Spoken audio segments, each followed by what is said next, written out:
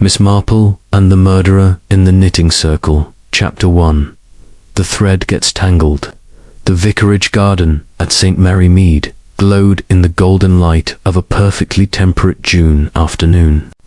Climbing roses twined around the wrought iron arbor, and peonies scattered deep pink petals onto the gravel path. It was precisely the kind of day that English women of a certain taste would remember for months. Not too hot, a light breeze carrying the scent of honeysuckle blossoms, and that particular quality of light that made it seem as if time itself had stood still. Miss Jane Marple, seated in her favorite garden chair with her crocheting in her hands, watched the annual display of the St. Mary Mead Knitting Circle with the same serene attention she had devoted to human affairs for over 60 years. The metal needles moved rhythmically as she knitted what would presumably be another sweater for the poor, though her eyes appeared focused on the intricate cross-stitch pattern unfolding between her fingers. They were in fact registering every gesture, every glance, every word whispered among her companions. The St. Mary Mead Knitting Circle was not, as some outsiders might naively assume, simply a group of women who met to knit and crochet. Rather, it was the beating heart of local information, the place where confidences were shared, alliances were forged, and, occasionally, the seeds of resentment were sown that could fester for years. "More tea, Miss Marple?" asked Mrs. Bantry, the hostess for the afternoon, leaning over with a china teapot. She was a pleasant-looking woman in her 60s, who looked 50 at certain angles and 70 at others, depending on the light and how much she'd been drinking. How kind. "My dear," replied Miss Marple, accepting the cup with her prominently veined hands. "Although I must say, this year's event seems particularly lively." It was an innocuous observation, seemingly, but Miss Marple had noticed the tension throbbing beneath the cordial surface of the meeting, like an infection that had not yet shown any visible symptoms. Throughout the group, arranged in a circle around the lawn, were 10 women, all of them long-time members of the circle, though some more recently than others.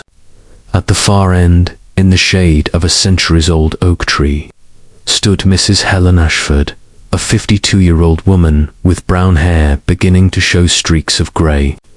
She wore a crisply pressed cream linen dress, though Miss Marple noticed her hands constantly tugging at the fabric, a gesture that betrayed an inner restlessness. Beside Mrs. Ashford stood Miss Dorothy Crane, the village governess. She was a tall, bony woman with grey eyes that seemed capable of piercing falsehood like lightning through a summer storm.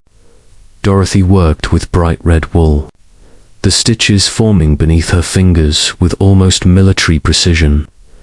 "I've heard the Ashfords are considering selling Thornfield Hall," remarked Mrs. Price casually, a sharp-tongued woman whose chief hobby seemed to be spreading rumours.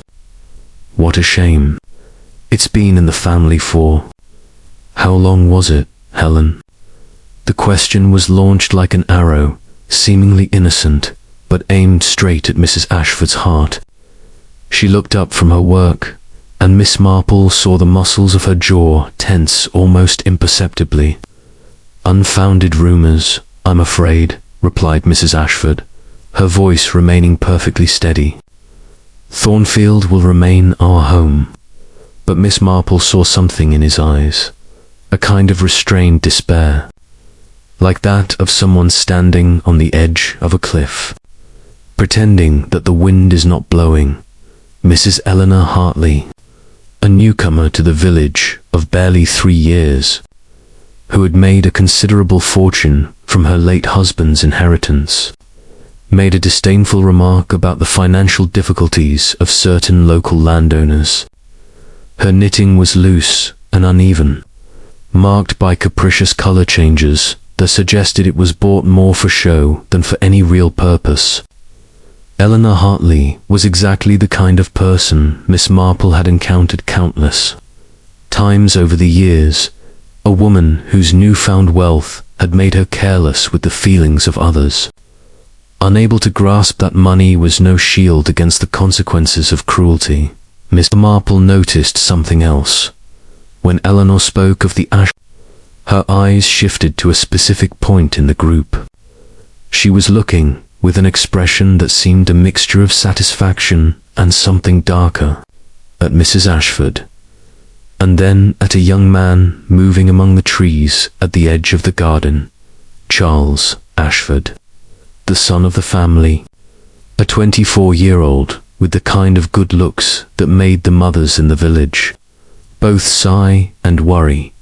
Charles was with Miss Violet Harrington, Lord Harrington's eldest daughter, a 23-year-old with pale blonde hair and an air of utter innocence that Miss Marple found particularly instructive. They stood far enough apart to be respectable, yet close enough that their intentions were clear to anyone with eyes to see.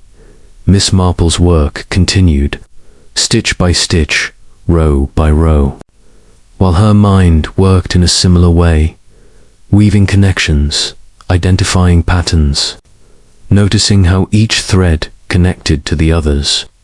"You know, Miss Marple," said Mrs. Bantry, lowering her voice confidentially, "I've heard there's a large gambling debt. Someone in town." Peso paused, but her eyes gleamed with the possibility of what she was about to imply. "Gambling debts," Miss Marple replied calmly, "are like weeds. Once they appear, they have a terrible way of multiplying." As the sun began its slow descent toward the horizon, painting the sky in shades of peach and gold, Miss Marple continued to watch. Beneath the perfect surface of this garden gathering, something was brewing. Something that, if not stopped soon, could poison the entire village with its consequences. The threads were beginning to get tangled, and although Miss Marple didn't know it at that exact moment, one thread in particular was about to break completely. Chapter 2. Secrets in the Shadows. Night fell on St. Mary Mead with the gentleness of a curtain slowly descending in a theatre. The lights in the houses flickered like watchful candles, and the village took on that particular air of stillness that English villages possess after sunset. Miss Marple had returned to her cottage, her work for the day completed, and had settled herself in her favourite armchair by the drawing-room window. A teacup lay on the small table beside her, now cooled. As she watched the last light of twilight fade from the sky, her maid, Lucy, had brought in the afternoon mail a short while ago. One letter among the ordinary envelopes had particularly caught her eye. A thick envelope addressed to Mrs. Helen Ashford, bearing the letterhead of a London bank. Miss Marple was not one to pry without justification, but she had seen Lucy drop the letter when she delivered it to Thornfield Hall that very afternoon, and the young woman had made a casual remark about difficult business matters. She had overheard as she left the parcel at St. Mary Mead. Such details rarely went unnoticed, and when they were noticed by Miss Marple, they tended to find their place in the vast archive of observations that occupied her mind. The parlour telephone rang at about 8:30 in the evening, startling the silence. Miss Marple rose with the careful deliberation of someone whose age had made all her movements require conscious consideration. When she lifted the receiver, she heard Mrs. Bantry's agitated voice. "Miss Marple, what a relief that you're replying," said Mrs. Bantry without preamble, her voice trembling with an emotion she was trying, not very successfully, to contain. "I must inform you of something rather serious. I had a visit from Mrs. Ashford only half an hour ago. She seemed well. She seemed practically deranged." Miss Marple waited patiently, although her intuition was already at work, weaving assumptions about observed facts. "There's been a fight," Mrs. Bantry continued. between Mrs. Ashford and her husband. Apparently, it was about money. Helen mentioned something about borrowing from the bank, but James refused her permission. He says that if she sells Thornfield, they'd be ruined anyway, so what's the point? But Helen seemed... Miss Marple, she seemed desperate. Did she mention the specific reason why she needed that money? Asked Miss Marple, her voice maintaining its usual pleasant and inquisitive tone. There was a pause. Miss Marple could hear Mrs. Bantry breathing on the other end of the line, deliberating what to reveal. Well, Mrs. Bantry finally said Helen was rather reserved. But when I arrived, Charles was in the living room, visibly upset. And then, just an hour ago, I received a call from Eleanor Hartley, who apparently saw Charles walking towards Blackwood Forest with what she described as a lump under his arm. Eleanor thought it odd enough to mention. Miss Marple absorbed this information without comment. Charles, the money, her mother's desperation, and now this furtive movement in the night. The threads were becoming more tangled. "How kind of you to inform me," said Miss Marple gently, "though I imagine these are merely domestic disturbances. Not really our business." "But Miss Marple," protested Mrs. Bantry, "don't you think something is wrong? That Charles is hiding something?" "What I think," replied Miss Marple, "is that family matters are seldom as simple as they appear. Remember, my dear, when my niece arrived at St. Mary Mead 10 years ago with what seemed to be a terrible gambling debt. It turned out she was merely helping a friend whose mother was ill. Appearances are often deceiving." After finishing their conversation, Miss Marple returned to her armchair. Her tea was completely cold now, but she held it in her hands anyway, finding comfort in its lingering warmth. Her mind reviewed the afternoon's events, the tension in Helen Ashford's face, Eleanor Hartley's glare, the intimacy between Charles and Violet, Harrington under the trees. But there was another element that Miss Marple hadn't mentioned to Mrs. Bantry, something she had noticed toward the end of the knitting circle meeting.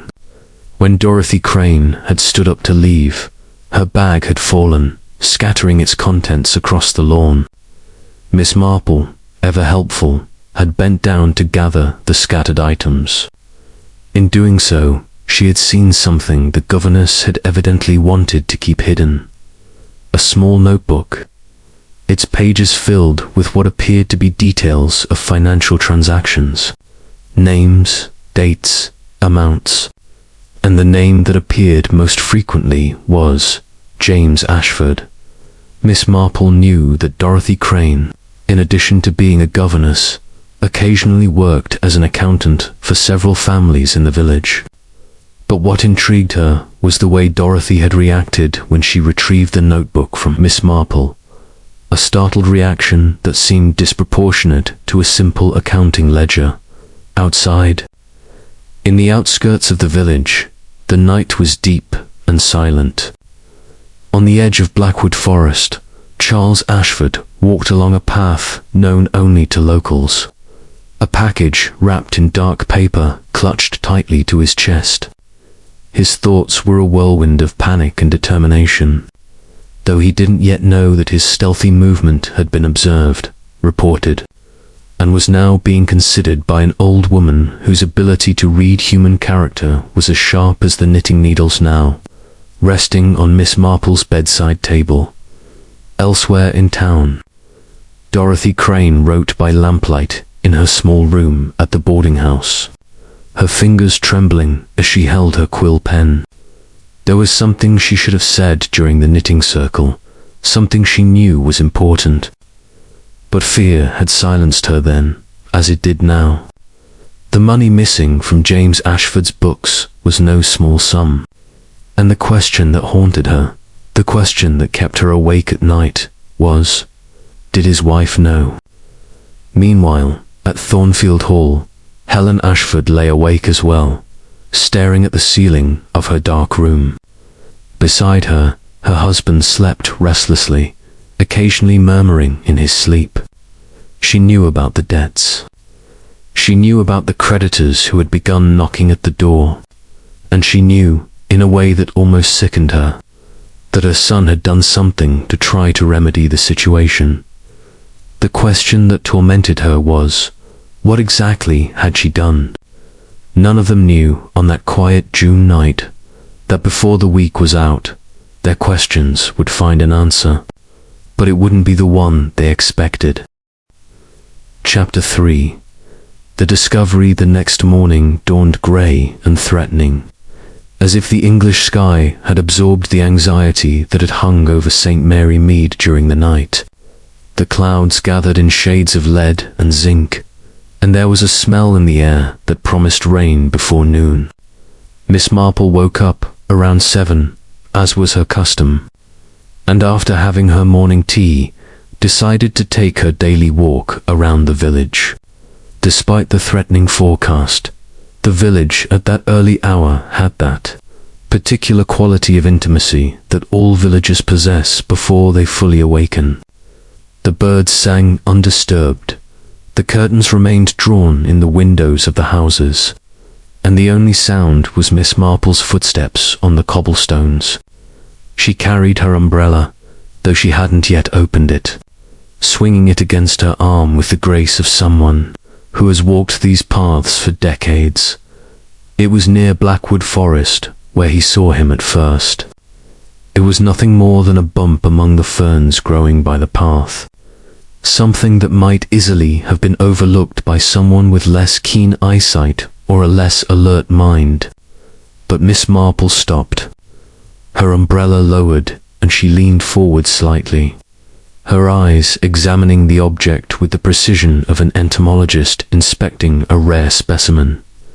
It was a jacket, made of fine wool, dark blue, and partially covered with the fallen leaves of the previous autumn that still clung to the corners of the woods. Miss Marple recognized the garment at once. It was the one Charles Ashford had been wearing to the knitting circle meeting the day before. She was certain of it. The London tailor's label was unmistakable. What alarmed her more than the jacket itself was what was nearby, dark stains on the fabric, which could have been mud, but in the context of a garment apparently discarded surreptitiously, suggested something considerably more sinister. Miss Marple didn't touch the jacket. Instead, she straightened up, leaning on her umbrella as if it were a walking stick, and continued her walk with a thoughtful gait. Her mind was sorting through information, weaving connections, searching for patterns in what might otherwise appear to be a random series of events. When he returned to his cottage about an hour later, he found Lucy in a considerable state of agitation. The maid was standing in the doorway, with an apron still tied around her waist, even though it was past 8 in the morning. "Miss Marple, it's so good to have you back," said Lucy, her words stumbling over each other in their haste to be expressed. "There's been something dreadful at Thornfield Hall. I just heard from the baker, who heard it from his son, who works there. Apparently, Mr. Ashford was found this morning in his study, and—" Lucy stopped, unable to continue, her hands twisting the cloth of her apron. "Found?" asked Miss Marple gently, though her voice had taken on a higher pitch. "Lucy, what happened to Mr. Ashford?" "He's dead, Miss Marple," Lucy whispered, as if the act of speaking the words aloud could make them more real. "Or at least, that's what they say. And the worst part is—" Lucy lowered her voice even more. "The worst part is that they think he was poisoned." Miss Marple sat down slowly in the nearest chair in the corridor. Her hands, which never trembled, were perfectly steady, but her eyes had taken on that particular expression they acquired when reality confirmed what her intuition had been whispering.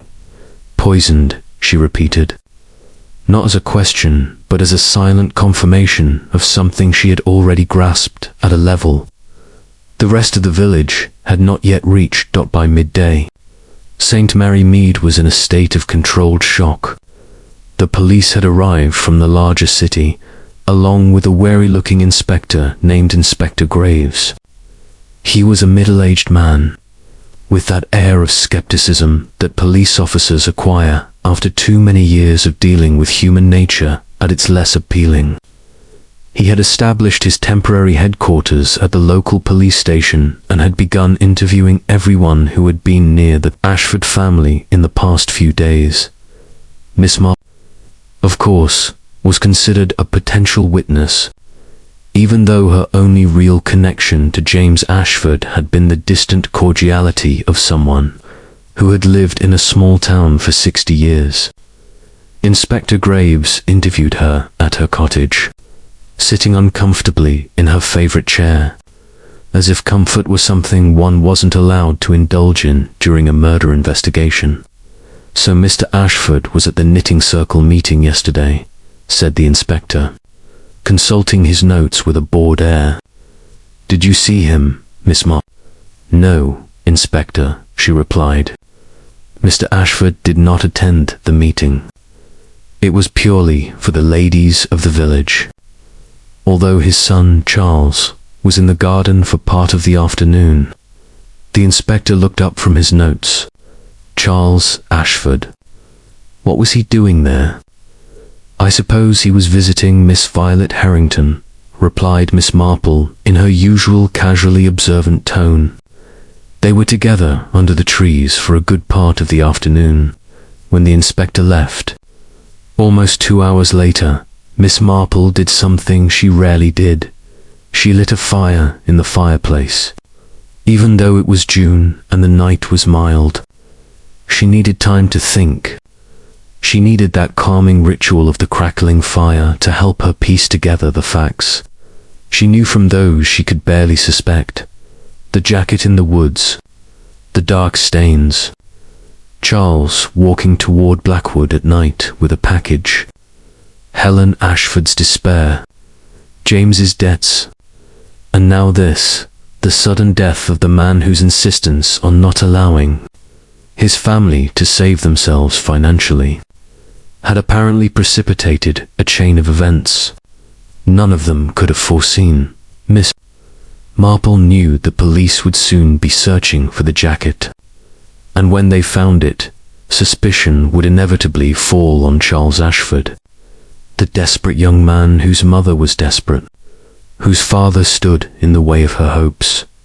What worried Miss Marple, however, was a different question, one that no ordinary investigator would ask. Was it really that simple? Or was there someone else in the shadows? Someone who had seen an opportunity and taken it, leaving someone else to bear the blame. That night, as the rain finally began to fall on St. Mary Mead, Miss Marple lay awake, her knitting needles resting in her lap, her mind working with clockwork precision, separating truth from deception. Chapter 4. Suspicions and Confessions. The rain continued throughout the night, pounding against the windows of St. Mary Mead with an almost accusatory persistence. When dawn broke on the second day after James Ashford's death, the village was drenched, grey, and completely consumed by speculation. Every house had become a small courtroom where guilt and innocence were debated, where known facts were intertwined with conjecture and prejudice in almost equal measure. Inspector Graves had discovered the jacket, exactly as Miss Marple had known he would.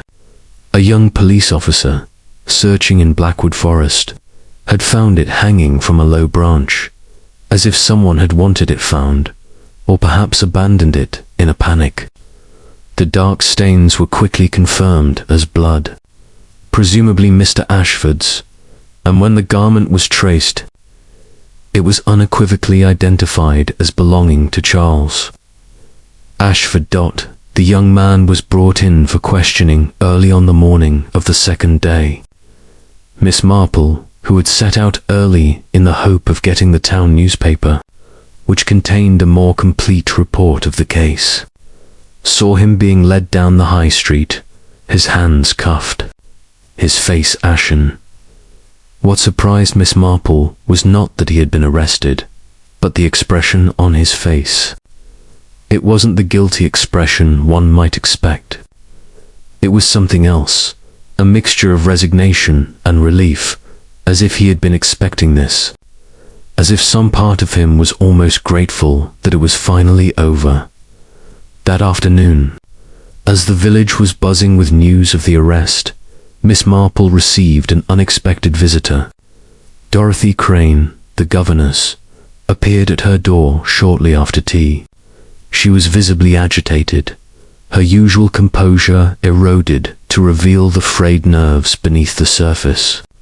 Her eyes, normally so sharp, now seemed those of someone who had seen something she desperately wished she hadn't.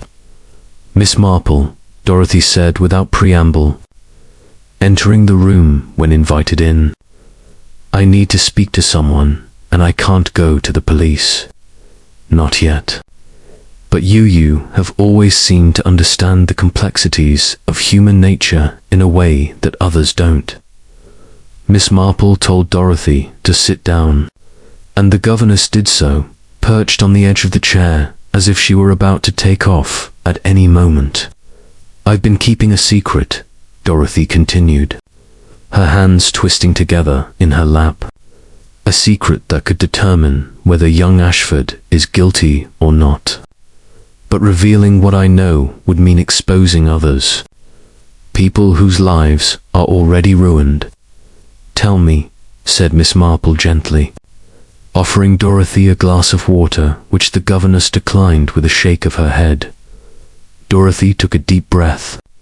"Mr. Ashford's accounting books," she began, "were not in order. I've been working for him for 2 years as his bookkeeper. About 6 months ago, I discovered that money was disappearing from his accounts.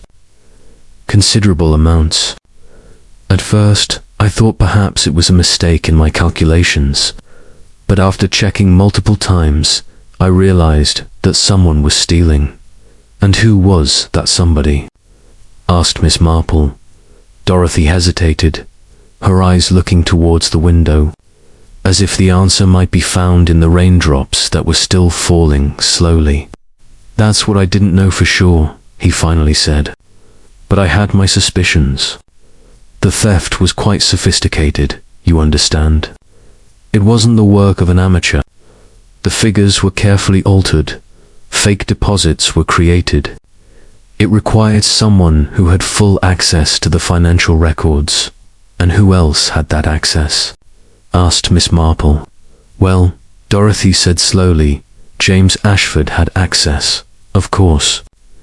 His wife, Helen, handled the domestic affairs, although theoretically she shouldn't have had access to the main books. Charles didn't have any. And then there was Eleanor Hartley." Miss Marple raised an eyebrow. "Eleanor Hartley, the newcomer to town. A few months ago," Dorothy explained, "Mr. Ashford started making investments. Eleanor was the one who convinced him to participate in several investment schemes she had arranged. She had access to his records to manage these matters. When I started investigating more closely, I realized that the withdrawals coincided exactly with the periods when Eleanor was carrying out these fraudulent transactions." Miss Marple processed this information, her hands now busy resuming her knitting, a gesture that helped her mind to work more efficiently. "But why?" asked Miss Marple. "Didn't you inform Mr. Ashford about this?" Dorothy sank into her seat. "Because 2 weeks ago," she said quietly, "I informed him of exactly that. I showed him my findings, and instead of being furious, Mr. Ashford was ... He said he knew. He said he'd been allowing it to happen." Miss Marple stopped her knitting. "Allowing?" "That's right," Dorothy confirmed. "When I questioned him, he explained that Eleanor was using the money to pay off considerable gambling debts. Debts involving dangerous people. He figured if he simply allowed her to take what she needed gradually, he could prevent her from falling into the hands of blood moneylenders. It was a sort of silent rescue, though his wife didn't know it. Miss Marple resumed her knitting, but more slowly now, her eyes focused on a distant point. "And Charles?" she asked. "Did Charles know about this?" "No," Dorothy said firmly. Charles knew nothing. He thought his father was simply refusing to help with the family's financial debts. He had no idea his father was quietly draining his own wealth to help Eleanor. "So who killed Mr. Ashford?" Miss Marple asked, though not in the way others might have. It wasn't a question of disbelief, but rather an invitation for Dorothy to think more deeply about what she already knew.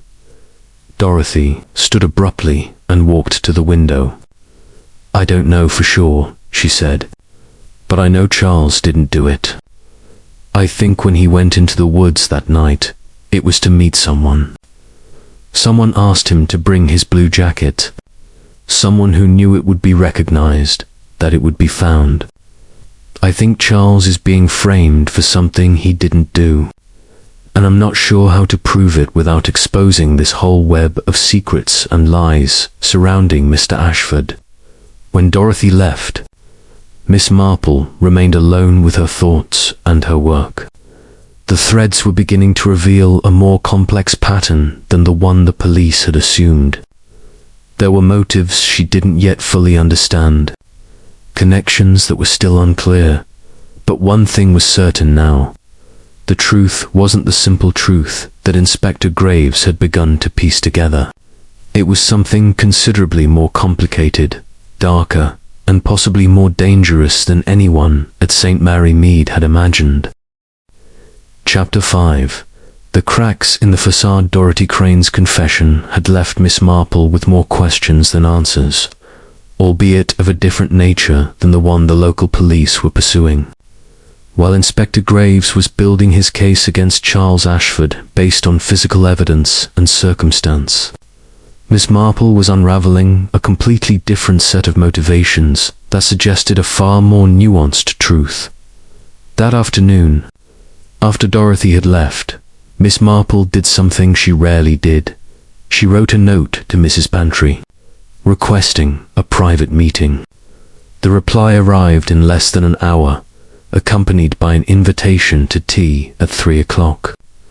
Although James Ashford's death had formally suspended the weekly knitting circle, Mrs. Bantry understood that the real business of the village was seldom halted by such conventions. When Miss Marple arrived at Mrs. Bantry's house, she found not only her hostess, but also Mrs. Eleanor Hartley. The latter was sitting on the damask sofa, holding a teacup in hands that trembled almost imperceptibly. Her eyes, which had always possessed that quality of self-assurance that comes from wealth, now seemed to have lost their sparkle, replaced by something more akin to suppressed panic. Miss Marple took a seat, accepting her cup of tea with her usual good manners. "I asked that Eleanor be here," Mrs. Bantry explained, "because she, too, has something to say, and I thought it best to do so in the presence of someone whose judgment I deeply respect." Miss Marple. Eleanor Hartley leaned forward, her fingers tightening around the handle of her cup. "What Dorothy Crane has told you is partly true," Eleanor began without preamble, "but it's not the whole story. Yes, I have gambling debts. Yes, Mr. Ashford allowed me access to his records under the guise of investments. But what Dorothy didn't understand was why." Miss Marple waited, her expression remaining completely serene, although her mind was cataloguing every word, every inflection of voice. "James Ashford asked me to steal the money," Eleanor continued. "Specifically, it was his idea. He wanted Helen to believe they were in financial trouble, that Thornfield was in danger. He wanted her to experience the anxiety of impending poverty." "And why?" asked Miss Marple calmly. Would a man want to do something like that to his wife? Eleanor lay back on the sofa, as if the words had exhausted her. Because Helen had a lover, he said. A man from the nearby town, someone she visited occasionally under the guise of business. James knew this. He'd been following her, watching her, and he was furious. But he wasn't the kind of man to confront directly. Instead, he devised this plan to keep her bound to him through fear, through emotional dependence. Mrs. Bantry had placed her cup on the table and was looking at Eleanor with a shocked expression. Are you saying that James Ashford was abusive? Mrs. Bantry asked. Psychologically, yes. Eleanor replied with a coolness that suggested she'd spent time considering this exact language. I wouldn't raise a hand against her, if that's what you're asking. But fear is as effective a weapon as fists.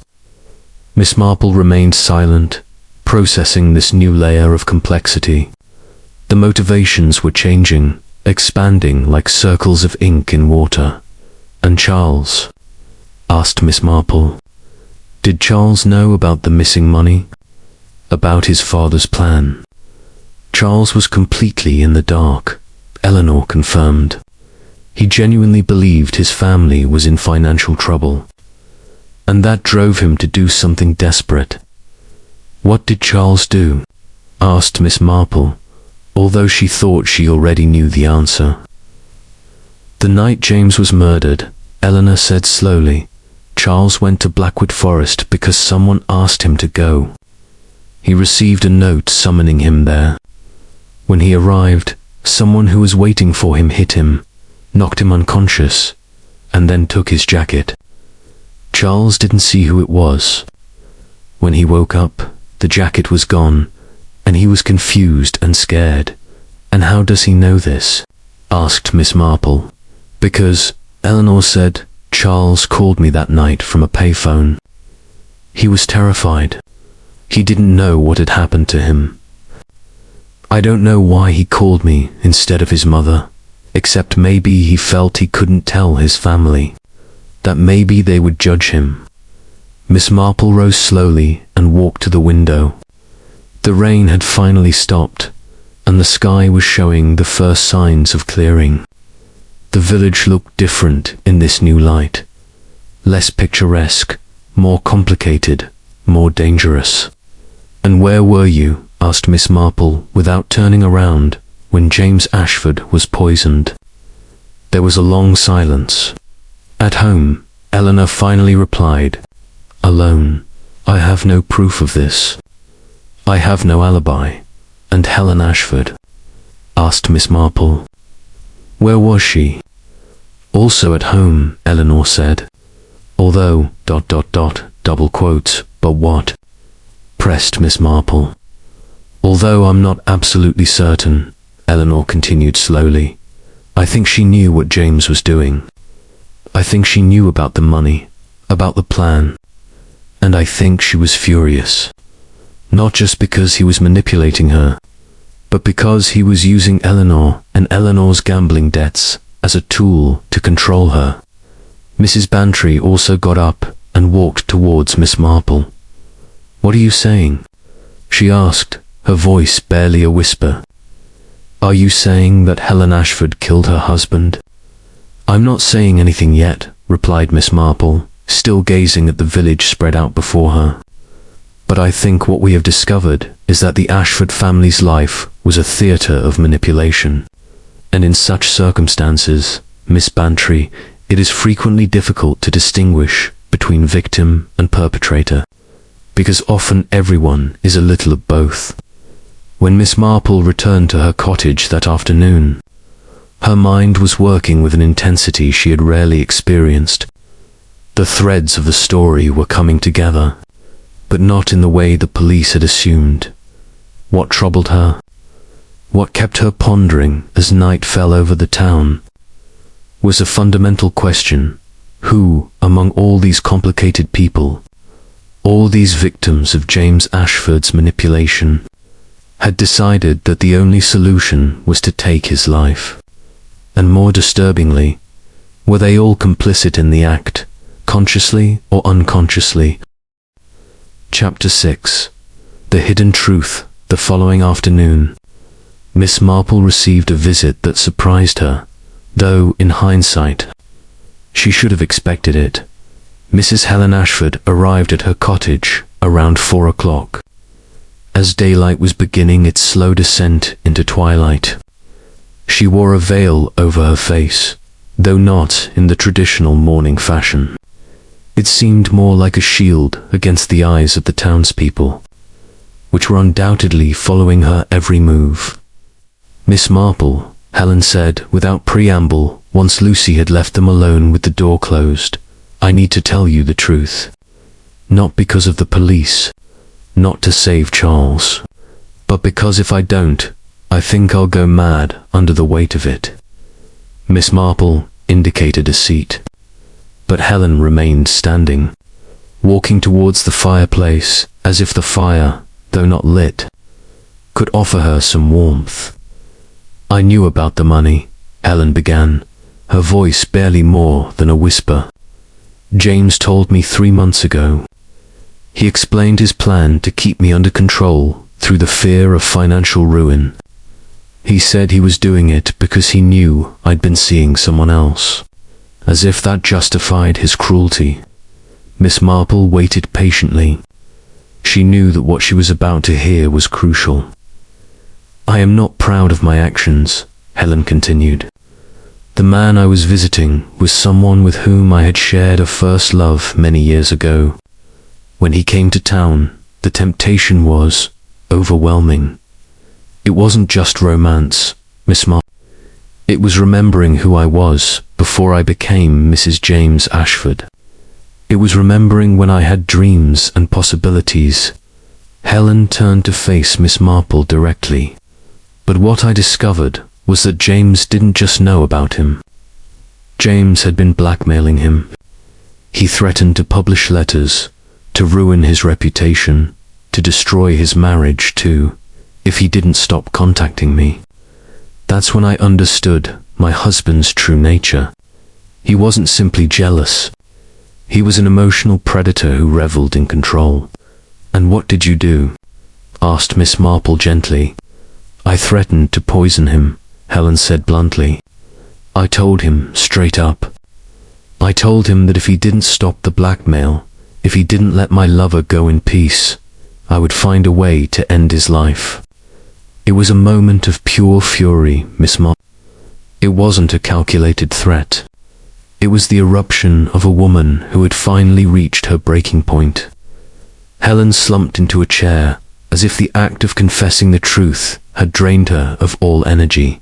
And then, asked Miss Marple. And then nothing, Helen replied. Days went by. A week. James seemed to have ignored my threat. He carried on as if nothing had happened. But then I received a call from Charles, panicked, saying that something terrible had happened in the woods, that someone had attacked him. I came home and found James dead in his study, with a poisoned cup of tea on the table beside him. Who do you think did it? Asked Miss Marple. Helen looked up, her eyes red from crying. I originally believed it was my lover, she said. I thought he had taken my threat literally, that he had decided to act. But now I'm not so sure. And what terrifies me is the thought that it might have been Charles who did it. That my threat, perhaps overheard when he didn't know he was listening, inspired him to act. That somehow, with my words, I was the one who killed him. Miss Marple stood up and walked over to Helen. She placed a hand on the woman's shoulder with a tenderness that suggested a deep understanding of remorse. Guilt, said Miss Marple, is a burden many carry even when they are innocent of the crimes for which they feel guilty. I have lived long enough to understand that we cannot always control how our words or actions are interpreted by others. After Helen left, Leaving the cottage in a silence even deeper than before, Miss Marple sat down with her knitting. But this time, she wasn't knitting a regular pattern. She was unraveling, separating the threads of what she thought she knew from what was actually true. The facts were these. James Ashford was a psychological manipulator and a blackmailer. He had been poisoned. Charles had been framed, but was probably innocent. Eleanor Hartley had been an unwitting accomplice in James's schemes. Helen had threatened her husband, but then found him dead, and the real killer remained in the shadows. But there was another element Miss Marple had been considering, something none of the people she had spoken to seemed to have fully mentioned. Dorothy Crane, the governess, was in a unique position. She knew about James's finances. She knew he was an unscrupulous man. And Dorothy Crane, as Miss Marple well remembered, had a brother who had been ruined by blackmail years before. A brother who had taken his own life as a result. Could it be that Dorothy, in her investigation of the financial records, had discovered that James Ashford was the same man who had blackmailed her brother? That the tenderness Miss Marple had seen in Dorothy was not merely professional concern, but a long-suppressed thirst for revenge. That night, Miss Marple wrote a letter, not to the police, not to Inspector Graves, but to Dorothy Crane, asking her to visit her cottage the following morning. She wrote carefully, using language that suggested understanding. That suggested Miss Marple knew, or at least suspected, what Dorothy had done. As the rain began to fall again outside, Miss Marple lay awake in her armchair, her needles resting in her lap, waiting for morning. She knew that soon the true motives would come to light, that the veil covering the truth about James Ashford would finally be lifted. What she didn't yet know was whether revealing this truth to the world would ultimately be an act of justice or compassion. Sometimes, Miss Marple reflected, these two things couldn't be reconciled. Sometimes, the naked truth caused more harm than the secret that concealed it. But the truth was, it was her duty to serve. And Dorothy Crane, if Miss Marple was right, deserved the chance to confess before others discovered what she had done. Chapter 7. The weight of secrets. Dorothy Crane arrived at Miss Marple's cottage at 9 o'clock the next morning. Exactly as requested. The sky was clear for the first time in days, and the village had adopted that air of false normality that arises after a crisis, when daily life tries to resume as if nothing had fundamentally changed. But everything had changed, and both women knew it as they stared at each other in Miss Marple's drawing room, with Lucy serving tea that neither of them would actually drink. "You know," Dorothy said bluntly after Lucy had left, "it wasn't a question." "I think I have a fairly good idea of what has happened," Miss Marple replied, indicating that Dorothy should sit down, "although the specific details, I suspect, require your confirmation." Dorothy sank into the chair, all the stiffness she normally carried with her gone, leaving behind a woman who suddenly looked much older than her age. "My brother's name was Thomas," Dorothy began, her hands twisting together in her lap. "He was a good man, Miss Marple, intelligent, sensitive, with a bright future ahead of him. But he made a mistake when he was 23. A mistake involving a compromising letter to a married woman, someone who didn't love him the way he expected." Miss Marple listened with that particularly focused attention that allowed her to absorb not only the words, but the feelings that accompanied them. "Someone found out about that letter," Dorothy continued. "Someone saw an opportunity. Someone started demanding money in exchange for his silence. My brother paid for years. Every time he thought it was over, the demand came back with more threats, more urgency. Finally, when our father died and the inheritance was divided, Thomas couldn't pay any more. And the man who was blackmailing him, that man threatened to send a letter to all the local newspapers to completely ruin our family name. Dorothy paused, her eyes closed as if she were reliving the moment when her brother had made the only decision he felt he had left. Thomas threw himself off Blackstone Bridge 16 years ago, Dorothy said softly. He committed suicide. And after everything I'd endured, I found out who was responsible. I discovered that the man who had blackmailed him, drained every penny Thomas had, tormented him to death, was James Ashford. Miss Marple remained completely motionless, although her eyes reflected a deep compassion. "How long have you known?" asked Miss Marple. 2 years, Dorothy replied. I got a job as a governess in the village, specifically because I knew Ashford lived here. I wanted to see him. I wanted to confirm that he was the same person. And when I got the accounting job with him, it was as if the universe was placing the opportunity right in my hands. Dorothy stood up abruptly, walking towards the window with the same distress that Helen Ashford had displayed the day before. At first, I simply wanted to confront him, Dorothy continued.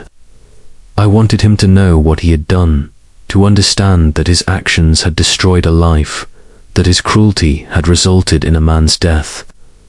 But when I began working for him, when I began to see the true nature of his character, I realized that confrontation would be pointless, that he would never feel remorse, that he would never comprehend the devastation he had caused. "So, you decided to act?" Miss Marple asked gently. Dorothy nodded, although the gesture was almost imperceptible. "It wasn't something I consciously planned," Dorothy explained. "It wasn't a carefully thought-out plan with every detail considered beforehand. It was more like an accumulation of converging opportunities. When I discovered Ashford's financial schemes, when I saw that he was blackmailing Eleanor Hartley, in the same way he had blackmailed Thomas, an option presented itself." "Where did he get the poison?" asked Miss Marple. "From my earlier studies," Dorothy replied. "Years ago, before I became a governess, I worked briefly in a pharmacy. I never abandoned my interest in chemistry, Miss Marple. It was a pastime of Thomas's as well. I retained the knowledge, though I never expected to use it in this way." Dorothy returned to the sofa, but she didn't sit down. Instead, she stood, as if she needed to keep her body moving to prevent her emotions from consuming her. "On the night of the murder," Dorothy continued, "I received a note from Ashford asking me to review some financial records in his study. He said there were discrepancies he wanted to discuss. When I arrived, he was having tea, as he did every night around 9 o'clock. I saw my opportunity, and I took it." "How did he do it?" asked Miss Marple. "He was distracted," Dorothy replied. "I told him I'd found a significant error, something that required his immediate attention. While he was reviewing the documents I offered him, I poured the poison into his cup. It was fast-acting. It would start working within minutes. Then, I simply left, pretending I was going to check some additional records. I found his body an hour later, when I returned to finish the work I was supposedly doing. And Charles asked Miss Marple, how did his jacket get in the woods?" "That was accidental," Dorothy said. "Well, accidental, in part. I knew Charles was desperate, that his father had refused to help him. I knew he was vulnerable, that he could easily be blamed if the right evidence was presented. So the night before the murder, I sent him a forged note in Eleanor Hartley's handwriting, asking him to meet me in the woods. When he arrived, I hit him with a fallen branch, knocking him unconscious, and took his jacket." "Who was he trying to blame?" asked Miss Marple. "Charles?" Dorothy shook her head. My original intention was to blame Eleanor. I thought if the jacket was found with blood on it, if it looked like she'd been involved, then she'd be the suspect. She'd be Ashford's accomplice in his ongoing blackmail. But when I found out Charles had been arrested, when I saw the police were building a case against him, Dorothy stopped, her voice breaking. I couldn't allow an innocent man to be convicted for my crime, Dorothy finished. So I came to you, Miss Marple. So I told Eleanor the truth about Charles, because I knew that if anyone in this town could see through the maze of what had happened, it would be you. Miss Marple rose slowly and walked over to Dorothy. She studied the young woman's face with those blue eyes that had seen so much human suffering during her many years. "What do you expect me to do?" asked Miss Marple. "I don't know," Dorothy answered honestly. "I suppose I should expect him to report it to the police, to let justice take its course. But part of me hopes he'll understand why I did it, to see that it was an act of justice, even if it was by my own hands." Miss Marple did not reply immediately. Instead, she walked to her desk and sat down, extending her hand for Dorothy to take a seat as well. "Justice," Miss Marple finally said, "is seldom as clear-cut as we might wish it to be, Miss Crane. And revenge, though understandable, almost never brings the peace we seek." Chapter 8. The Psychological Game, Miss Marple spent the next few hours pondering what Dorothy had told her, weighing the weight of the confession against her own convictions about justice and morality. It was not a simple dilemma, though the law would have treated it as such. A crime was a crime, and revenge, however justified, was still murder. However, Miss Marple knew something many people didn't, that the truth, when revealed abruptly without context, often did more harm than good.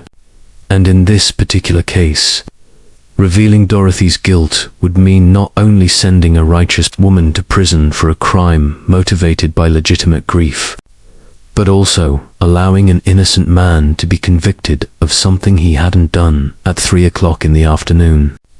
Miss Marple made a telephone call to Inspector Graves. Her voice, when she spoke, was her usual combination of politeness and certainty. "Inspector," he said, "I think it's time we met. I've come to some conclusions about the murder of James Ashford that I believe will interest you. Could you come to my cottage around 4 o'clock? Inspector Graves arrived precisely on time, accompanied by his assistant, a rather unimaginative young constable named Constable Wills. Miss Marple greeted them in her drawing room with tea and biscuits, as if they were paying an ordinary social visit rather than investigating a murder. "Now then, Miss Marple," began the inspector, settling uncomfortably once more into his favorite chair. "I have heard from several people that you have been carrying out your own investigations. Although I respect your perspicacity, I must say that I would prefer that civilians leave police work to the police." "Of course, Inspector," replied Miss Marple with a smile, "and I have no intention of interfering. I have simply noticed a few things which I believe might be of interest to your investigation." What transpired over the next 2 hours was a masterclass in applied psychology. Miss Marple, sitting quietly with her knitting, wove a narrative that presented the facts in such a way as to lead inevitably to a specific conclusion, though not the one the inspector had originally assumed. "It began," Miss Marple explained, "with a simple question. Why would anyone want to frame Charles Ashford in particular? The jacket was planted deliberately, Inspector. The facts make that clear. But by whom, and more importantly, why?" The inspector leaned forward, his interest piqued despite his initial skepticism. "Go on," he said. "James Ashford was a man who lived by control," Miss Marple continued. Control over his wife through emotional manipulation. Control over others through blackmail and intimidation. He had ruined lives, Inspector, and although the law may not have been able to punish him for his past crimes, the gravity of his actions cannot be ignored when we look for motive. Are you suggesting, asked the inspector, that someone from Ashford's past killed him? Not just from the past, Miss Marple replied. The present, too. Eleanor Hartley was blackmailed. Helen Ashford was emotionally abused. Charles was falsely accused of being responsible for his family's financial troubles. They all have motives. But the real murderer is someone who knew Ashford's true nature intimately. Someone who had access to her home, to her daily habits. Someone who could walk in and out without being questioned. The inspector was taking notes now, his skepticism replaced by focused concentration. Dorothy Crane? He asked. Precisely, Miss Marple confirmed. Miss Crane had a very deep personal motive. A motive none of you would have guessed, because it's rooted in an event that happened 16 years ago, in a completely different town.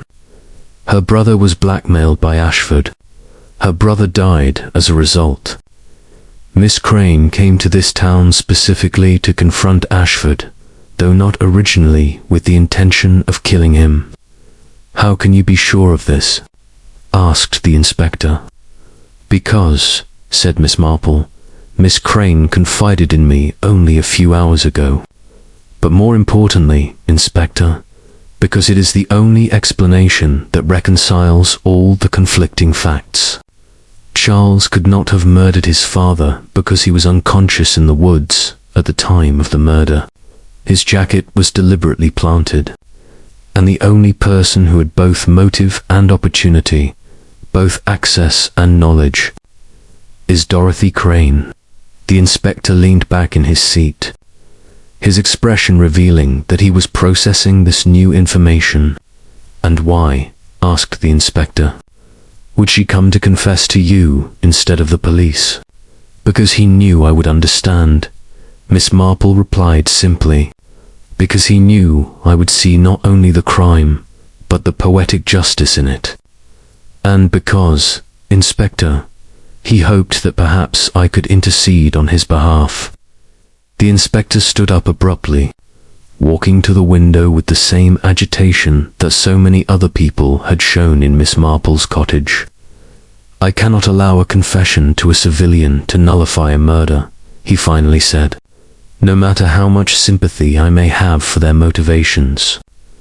The law is the law. Naturally, Miss Marple agreed. But what I suggest, Inspector, is this. Confront Miss Crane directly.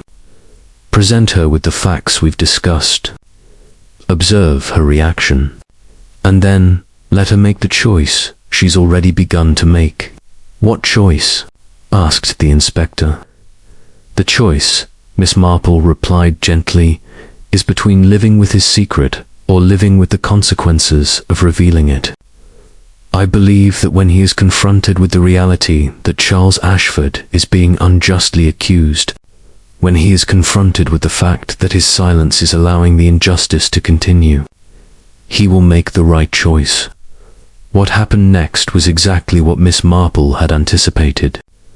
Inspector Graves went to confront Dorothy Crane, behaving not like a police officer who had come to make an arrest, but like someone who had come to offer her a chance to do the right thing.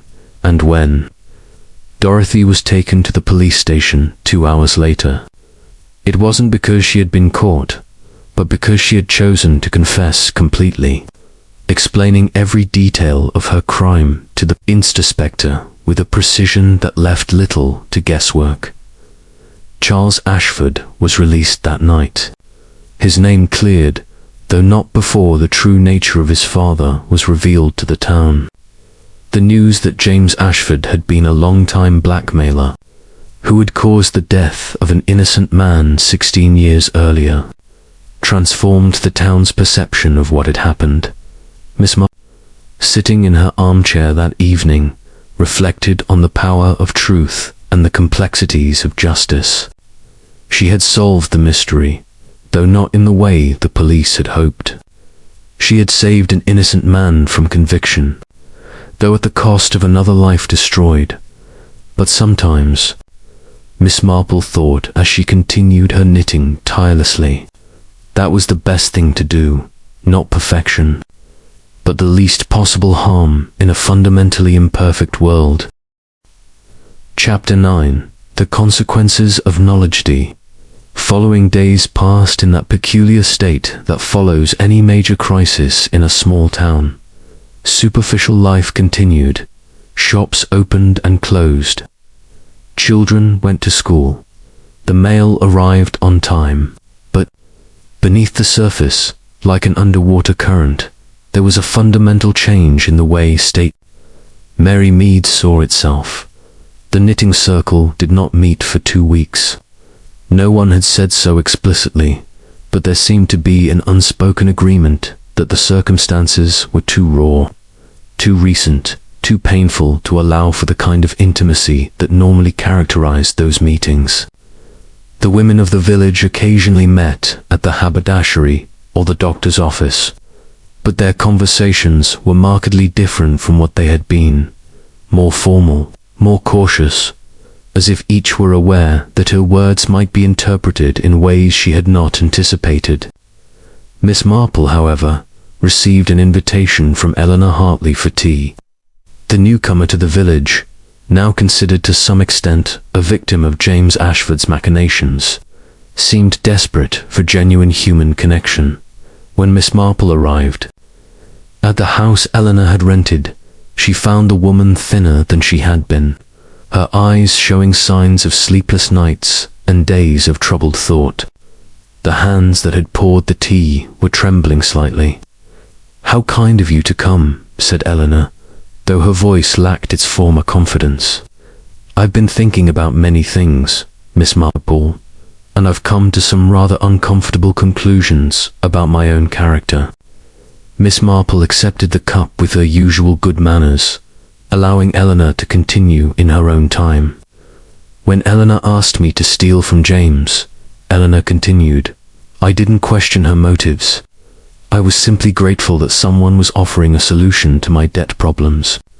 But the truth is, I knew, on some deep level, that what I was doing was wrong. I knew I was helping someone manipulate and control his wife. And I chose to ignore that little voice because it was convenient to do so. Moral comfort," Miss Marple observed, "is a luxury many people afford themselves. It's not unique to you, my dear." "But that doesn't make it any less wrong," Eleanor replied. "Dorothy killed James because he had ruined her brother's life. And while I understand her motivation, while I can feel the poetic justice of what she did, it's still murder. It's still a life deliberately ended."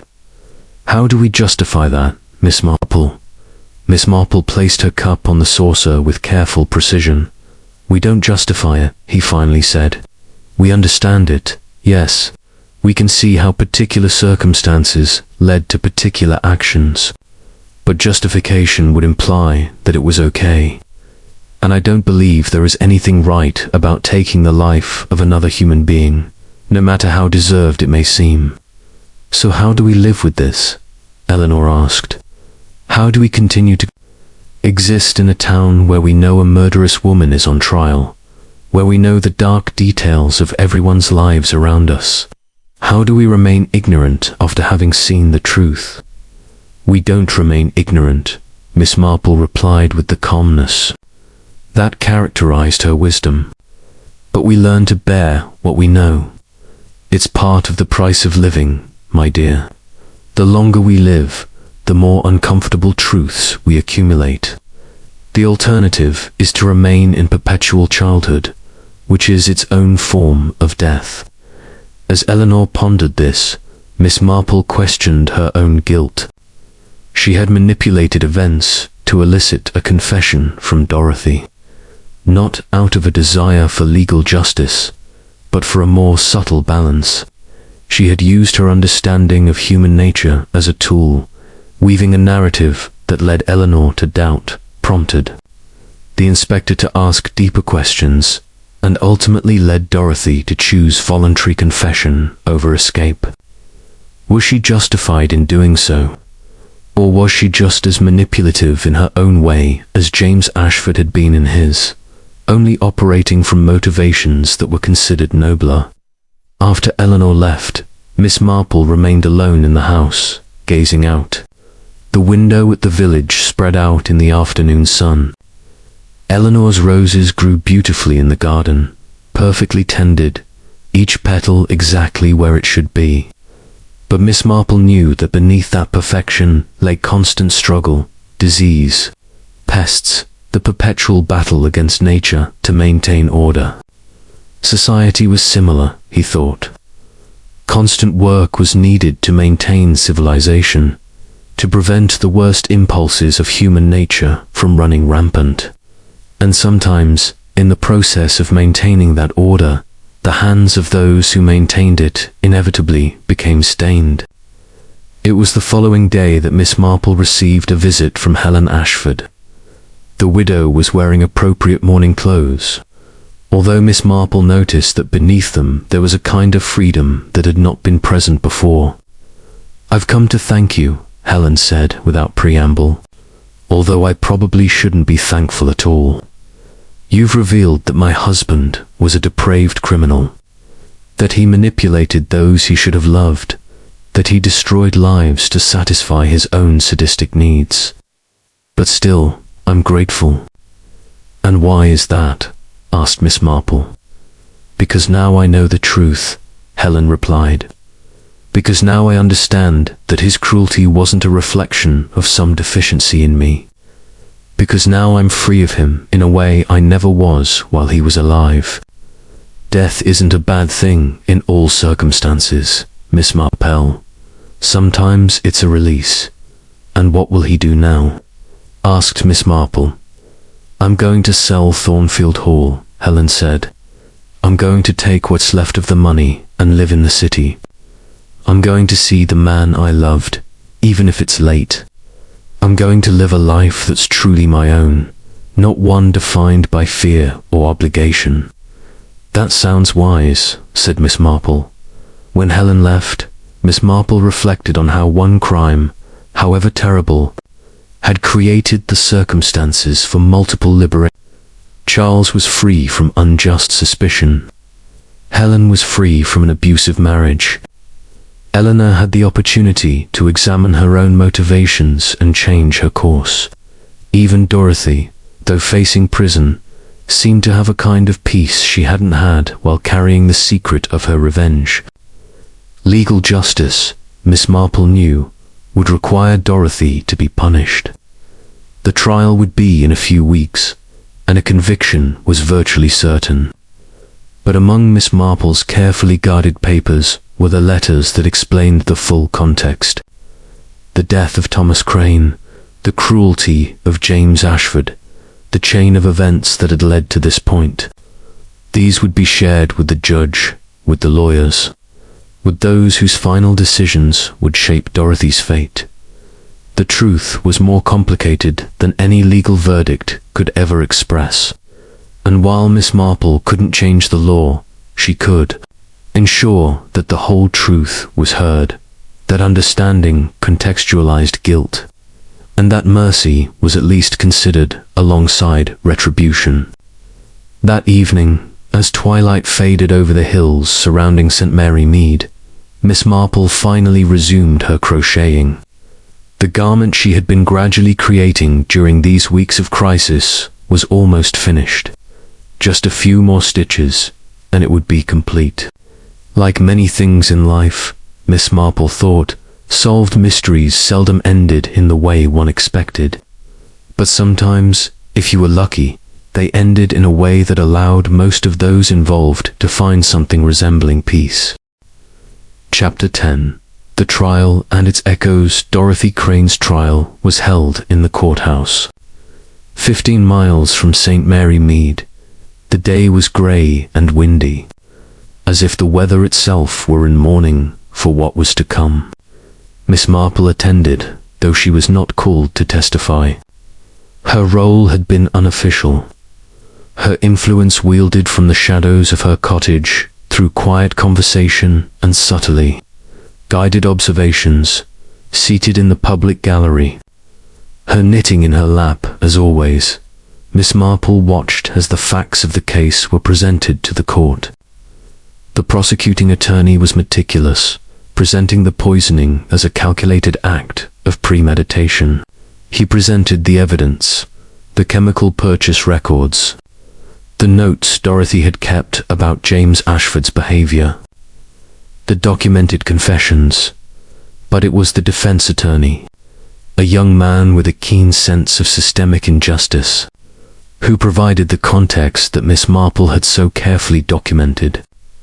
He spoke of Thomas Crane, of his death, of the chain of blackmail that had led him to that bridge 16 years earlier. He spoke of James Ashford not as a man who had made a simple mistake, but as an emotional predator whose actions had resulted in multiple deaths. Whether or not they were technically caused by him, Dorothy stood throughout the trial with unwavering dignity. She did not weep. She displayed no theatrical remorse. She simply stood there, presenting the truth of her actions without embellishment or excuse. When she was called to testify in her own defense, her words were carefully simple. "I knew killing James Ashford was wrong," he said, looking directly at the judge. "I'm not trying to deny that. But I also knew that every day he continued to live, he would continue to cause harm. I knew he had destroyed at least one life of which I had direct knowledge, and presumably many more. And I knew the law couldn't punish him for it, because his crimes were too old, too well hidden. So I took the law into my own hands. That was a mistake. But it's not a mistake I regret." There was silence in the courtroom when he finished speaking. The judge, a 72-year-old man named Mr. Justice Pemberton, seemed to be processing not just the words, but their fundamental truth. The verdict came after deliberations that lasted just over 3 hours. Guilty, although the judge made a notable comment in his closing remarks, noting that while the law required a guilty verdict, the circumstances of the case presented profound questions about the nature of justice itself that transcend the mere application of statute. The sentence was 14 years in prison. Not the maximum, but significant. Miss Marple, upon hearing the sentence, acknowledged that it was a balance, an acknowledgement of the seriousness of the crime, but also an acknowledgement of the circumstances that had led to it. As Dorothy was led from the room, she briefly made eye contact with Miss Marple. It was a gesture of acknowledgement, not exactly gratitude, but mutual understanding. Both women knew that what had transpired between them, what Miss Marple had facilitated through her carefully directed questions and her presentation of devastating facts, had been an act of profound honesty disguised as gentle deception.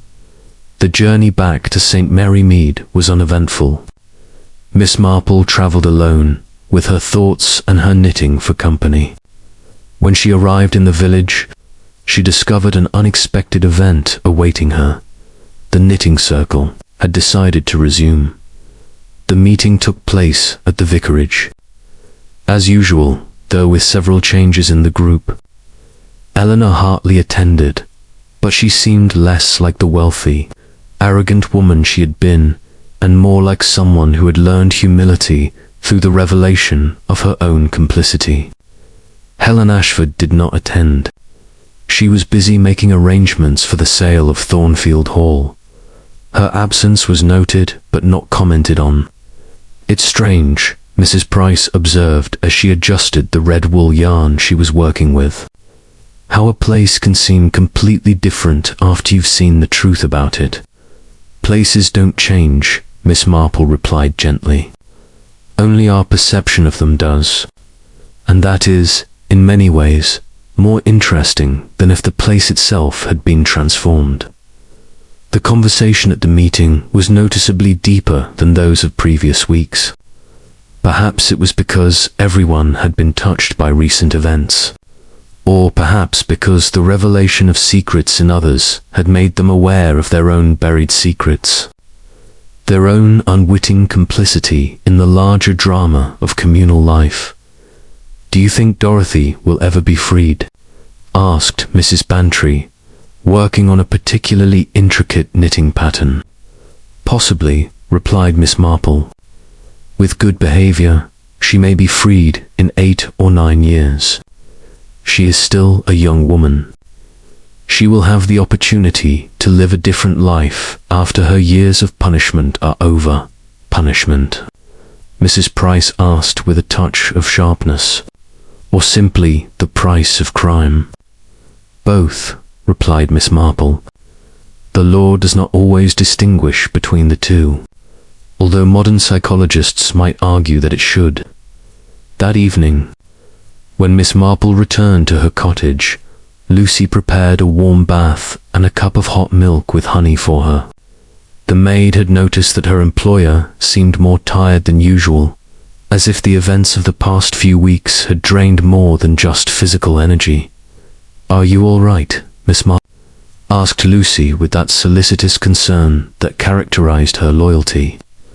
"I'm fine, my dear," Miss Marple replied, "just reflecting on how we live our lives under layers of willful ignorance, and what happens when those layers are pierced by the truth." Lucy didn't fully understand, but she recognized that her employer was considering matters too important to be discussed verbally. She quietly withdrew, leaving Miss Marple alone with her thoughts. Sitting in her armchair that evening, the fully finished garment finally resting in her lap, Miss Marple reflected on the metaphorical fabric she had been weaving for weeks. Every stitch had been placed with intention. Every color had been carefully chosen. The final result was beautiful, though only she knew exactly how much deliberation had gone into its creation. Life at St. Mary Mead would slowly begin to return to normal. The scandals would fade away, as all public stories eventually did, replaced by new dramas, new secrets, new truths waiting to be uncovered. But Miss Marple knew that even if the surface calmed, the waters beneath would remain turbulent for years, and she, as always, would be ready to observe, to notice, to understand the complex web of motivation and consequence that lay beneath ordinary, everyday life. Chapter 11. The final reflection 3 months after Dorothy Crane's verdict. St. Mary Mead had adopted an air of normalcy that only a small English village could achieve. A normalcy that acknowledged the dark events that had occurred while simultaneously relegating them to a past that grew ever more distant. The summer flowers had bloomed and withered. Autumn had arrived with its shades of gold and crimson. And life, as always, went on. Miss Marple had begun receiving letters from Dorothy Crane. They arrived irregularly, via the women's prison where Dorothy had been sent in a remote part of England. The letters were brief, deliberate, never self-pitying. For the most part, Dorothy wrote about the books she was reading, about the work she was doing in the prison sewing workshop, about the strange community of women among whom she found herself. One letter in particular, received in early October, contained a paragraph that Miss Marple reread several times. "Dear Miss Marple, I often think of our conversations before my arrest. I believe we both knew, though neither of us said it explicitly, that you were not simply seeking the truth. You were orchestrating a particular outcome.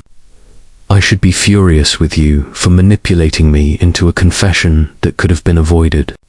But I am not. For your manipulation was an act of compassion. It allowed Charles to be released. It allowed Helen to find her freedom. and it allowed me to confront what I had done instead of living with it in secret. I have learned that sometimes the best justice comes not from the law, but from understanding. Miss Marple carefully placed that letter among her personal papers. It was a document of importance to her, a validation of decisions that, if the truth were known, might have been condemned by many as undue interference in legal matters. It was during one of the last meetings of the autumn knitting circle that Mrs. Bantry, with a certain air of satisfaction, announced that Helen Ashford had remarried. In the city. Not here, Mrs. Bantry explained with what seemed to be a mixture of envy and approval. With the man she'd been in love with all these years. Apparently, her first husband hadn't allowed her to divorce before, but once James died, things were much simpler. Helen seems completely transformed. I saw a photograph of her in a society magazine. She looked radiant. "How charming," replied Miss Marple, though her attention was mainly focused on the particular point she was making. "I'm glad to hear you found happiness after so much adversity." Charles Ashford had also disappeared from St. Mary Mead. Rumours circulated that he had moved to London, where he was working for an insurance company and would soon become engaged to Miss Violet Harrington, the young woman with whom he had been seen under the trees during the fateful knitting circle. Life had taken a new turn for him. A future his father, had he lived, would have tried to control. Eleanor Hartley, for her part, had undergone a more internal transformation. She remained in the village, but her behavior had changed markedly. She no longer wore her jewelry with such blatant ostentation. She no longer referred to her wealth as justification for her actions. She seemed to be in the process of understanding that wealth without character was simply a tool for facilitating harm. One afternoon, Eleanor visited Miss Marple again, this time without the commotion that had characterized her previous visit. "I've been working in charity," Eleanor announced, sitting down in a posture that suggested her newfound nobility. "I've decided to use part of my fortune to establish a fund for victims of emotional blackmail and psychological abuse. It's a small thing, but I hope it can help prevent others from suffering as Thomas Crane suffered, as so many have suffered." "That's admirable," Miss Marple replied sincerely. "Although I warn you, my dear, that doing good can be just as complicated as doing evil. Not everyone will accept your help. Some will say it's simply a way of atoning for their guilt. Don't try too hard. Isn't redemption from guilt a valid reason to do good?" Eleanor asked. "Valid, yes," replied Miss Marple, "but potentially problematic. If you act solely from guilt, you will have expectations of gratitude that will seldom be met. It is better to act from a place of genuine understanding that we are all capable of both good and evil, and that our present actions cannot entirely erase our past ones." It was at the end of October that Miss Marple received an unexpected visit from Inspector Graves. He had come in person, not to question her, but ostensibly to have a chat. "I've been pondering the Ashford case," said the inspector, sitting down with his usual unease. "There's something about it that has always intrigued me, Miss Marple. You seemed to know exactly where to look, exactly what questions to ask. It's almost as if you knew the answer before the investigation even began." Miss Marple continued with her knitting, her response carefully remaining neutral. "Small towns are predictable places, Inspector," he said finally. "When you've lived in one for 60 years, you'll learn to read the patterns. Dorothy Crane was a complicated woman in a town of simple women. That, in itself, was a wake-up call. But did you know she would kill Ashford before she did?" The inspector asked directly. Miss Marple paused at her knitting, carefully considering her answer. "No," he finally said. But when I began to see how the threads connected, when I began to understand the true nature of James Ashford, I began to suspect that someone would eventually. And when I discovered the link between Dorothy and Thomas Crane, it all began to fall into place. And you didn't consider warning Ashford? Asked the inspector. Warn him of what, exactly? Replied Miss Marple. That someone whose brother he had ruined might be seeking revenge. Should I have violated Dorothy's trust to protect a man whose actions deserved some punishment? It's easy to judge these decisions in hindsight, Inspector, but at the time, one simply does what one believes is right. The inspector stood up to leave, but stopped at the door. I think he probably knows more than he'll ever say, Miss Marple, he observed. And I believe that if I were a less scrupulous man than I am, I might have argued that he was an accomplice to the murder. But I also believe that it was a form of justice that formal law could never have provided. So I'm going to let this matter rest here. When he left, Miss Marple remained silent for a long time. It had been closer to the whole truth than she would have liked. And although the inspector was an honorable man who had chosen not to pursue the matter, the line between facilitation and culpability remained blurred in her own mind. That night, Miss Marple wrote a letter that she would seal in her will, to be opened only after her death. In it, she fully documented her prior knowledge, her suspicions, her subtle manipulation. It was her final act of honesty, though one that would only be revealed after she was no longer around to defend herself. As she placed the letter in an envelope, she reflected on how we live our lives at the intersection of knowledge and ignorance, action and inaction, justice and injustice. None of us, she thought, could ever be completely certain that we had done the right thing. The best we could do was act with the utmost integrity that our limited understanding of the world allowed, and sometimes, simply observing, understanding, and allowing others to make their own choices was a deeper act of love than any direct interference could be. Epilogue. The complete circle. The following spring arrived at St. Mary Mead with its usual promise, the promise of renewal, of new beginnings, that the perpetual cycle of life would continue no matter how much chaos had occurred in the preceding seasons. Daffodils dotted the gardens in brilliant yellow, and birds sang their territorial songs on the branches that were finally turning green. Miss Marple, now 82 years old, was becoming increasingly aware of the passage of time, not in a melancholic way, but with a quiet acceptance that the years remaining to her were probably fewer than those she had already lived. This awareness made her thoughtful, contemplative, inclined to seek meaning in details that others overlooked. The knitting circle had fully re-established itself in its usual form, though with some notable changes in its membership. Eleanor Hartley was still a member, but she was now regarded less as the town's wealthy woman and more as someone genuinely trying to improve herself. Mrs. Bantry continued to hostess, though her gossip was now less malicious, more thoughtful. Several new women had joined, drawn by the natural curiosity that small towns aroused in outsiders. What was remarkable about the group dynamic was a kind of maturity that hadn't existed before. The women seemed to have gained a collective understanding that they lived complicated lives in a complicated world, that secrets weren't the exception but the rule, and that hasty judgment was often unfair.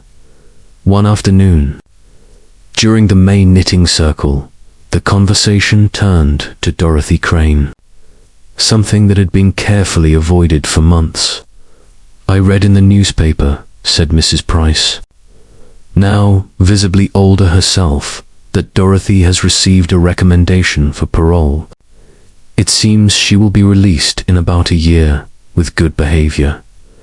There was a thoughtful silence around the circle. "And where will she go?" asked one of the new women, someone named Mrs. Coleman, who had just moved to the town from the city. "I don't know," Miss Marple replied calmly, "although I imagine she'll have offers of employment." A woman who has been through what she has been through, who has had the time to reflect on her actions, often emerges with a valuable perspective. "Do you think she returned to St. Mary Mead?" asked Mrs. Bantry. Miss Marple considered the question carefully, as her needles continued their rhythmic work. "No," she finally said. "I think Dorothy will look to start over somewhere where her history doesn't precede her. That would be wise. People like ours have long memories, and although we can forgive, we rarely forget completely." What Miss Marple failed to mention was that she had been in regular correspondence with Dorothy, that the young woman had asked her for advice on how to proceed with her life after the liberation, and that they had developed a friendship that transcended the sordid details of how it had begun. That same month, Miss Marple received a wedding invitation. Charles Ashford was marrying Violet Harrington in a ceremony in town, far from the prying eyes of St. Mary Mead. Miss Marple attended, even though she hadn't seen Charles for almost a year. The young man looked quite different from the one she remembered, less tormented, more self, as if the events that had engulfed him had finally been processed and put behind him. "Miss Marple," he said when he had the opportunity to speak with her at the reception, "I never had the chance to truly thank you for what you did, for seeing through the false circumstances, for allowing the truth to be revealed." "I merely observed," Miss Marple replied with her usual modesty. "The truth has a way of emerging on its own if one waits long enough." "Even so," Charles said, "I know it was more complicated than that. I know you guided events in a particular way. Violet knows that too, and we're both grateful that you did." After Charles left to attend to his other guests, Miss Marple reflected on how life had gone on for all those touched by James Ashford's murder.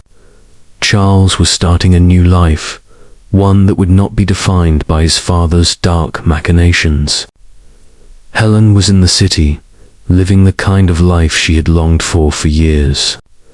Eleanor was using her wealth in a more constructive way, and Dorothy, though serving time in prison, was on a path of redemption, of understanding, of personal transformation. Only James Ashford remained where he would always be, dead, his secrets buried with him, though not before they had been exposed to the light of day.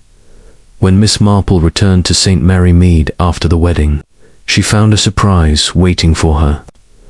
A letter had arrived, not from Dorothy's prison, but from a small house in the Cotswolds. Dorothy wrote that she had completed an educational program while in prison, that she had obtained a qualification in social work, and that she had been considering devoting the rest of her life to helping other women who had committed desperate acts under desperate circumstances. "You taught me," Dorothy wrote, "that a deep understanding of human nature is the greatest gift we can possess. I have decided to use that knowledge not to seek revenge, but to seek understanding, to help others avoid making the mistakes I made." Miss Marple put the letter away with the others she had received from Dorothy, allowing a small but genuine smile to cross her face. That evening, sitting in her favorite armchair with a now-cooled cup of tea beside her, Miss Marple contemplated the mystery she had solved. There had been no obviously guilty murderer, but a series of complicated individuals whose actions had converged in ways scarcely anyone could have predicted. There had been no simple justice, but a series of partial resolutions that each person involved had had to come to terms with in their own way. What satisfied her, as she reflected on all that had happened, was that the final outcome, though complex and morally ambiguous, had allowed most of those involved to move forward. The only one who hadn't been able to move forward was James Ashford, who remained fixed in his violent end, a monument to the consequences of prolonged cruelty. Miss Marple took up her crocheting, starting a new project. This time, it would be a blanket for someone's baby, a gift of life and renewal. As her needles worked their familiar craft, her thoughts drifted to the future. Her own life was in its final chapters, probably, but the village would go on after her, just as it had before her. There would be more mysteries, more secrets, more occasions for human nature to display both its capacity for harm and for redemption. And in some future English village, in some subsequent cycle of ordinary life interrupted by extraordinary crime, perhaps another old woman would observe, understand, and facilitate justice in a way that formal law never could, because that was the true art of solving mysteries, not simply discovering what had happened, but understanding why it had happened, and then allowing that understanding to guide the actions that shaped destiny. Miss Marple continued knitting as night fell over. St. Mary Mead, her needles clicked in their familiar rhythm, creating something beautiful from simple threads, stitch by stitch, row by row. As always, the village slept around her, their secrets kept within their stone houses, waiting for the moment when they would be discovered by someone with the time, patience, and deep understanding of human nature to truly see them.